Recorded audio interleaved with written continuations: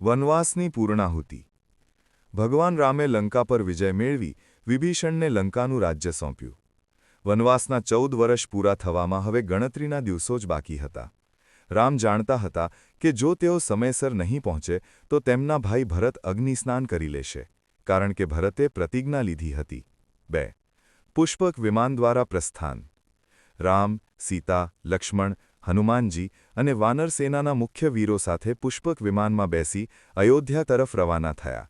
રસ્તામાં તેઓએ તે સ્થળો જોયા જ્યાં તેમણે વનવાસ દરમિયાન સમય વિતાવ્યો હતો, જેમ કે પંચવટી અને ઋષિમુનિઓના આશ્રમ. 3. હનુમાનજીનો સંદેશ. અયોધ્યા પહોંચતા પહેલા રામે હનુમાનજીને ભરત પાસે મોકલ્યા.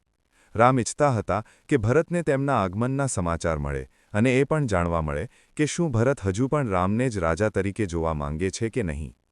હનુમાનજીએ નંદીગ્રામ જઈ ભરતને રામના આગમનના સમાચાર આપ્યા, જે સાંભળી ભરત ભાવ વિભોર થઈ ગયા. 4. અયોધ્યામાં ભવ્ય સ્વાગત. જ્યારે રામ અયોધ્યાની ધરતી પર ઉતર્યા ત્યારે આખું નગર આનંદમાં ડૂબી ગયું હતું. દીપોત્સવ. અયોધ્યાવાસીઓએ ઘીના દીવા પ્રગટાવી આખા નગરને શણગાર્યું હતું, જેને આપણે આજે દિવાળી તરીકે ઉજવીએ છીએ. ભેટ મુલાકાત. રામ સૌથી પહેલાં તેમની માતાઓ કૌશલ્યા, સુમિત્રા અને કૈકેયીને મળ્યા. રામે કૈકેયી પ્રત્યે કોઈ રોષ રાખ્યા વગર તેમને વંદન કર્યા. ભરત મિલાપ. રામ અને ભરતનું મિલન અત્યંત ભાવુક હતું. ભરતે રામના ચરણોમાં શીશ નમાવ્યું અને રામે તેમને હૃદય સરસા ચાંપ્યા. 5. રામ રાજ્યાભિષેક.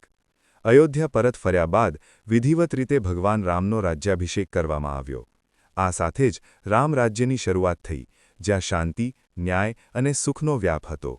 નોંધ: રામનું ઘરે પરત ફરવું એ માત્ર એક રાજાનું પાછા આવવું નહોતું, પણ અધર્મ પર ધર્મના વિજયનું અને વચન પાલનનું પ્રતીક હતું.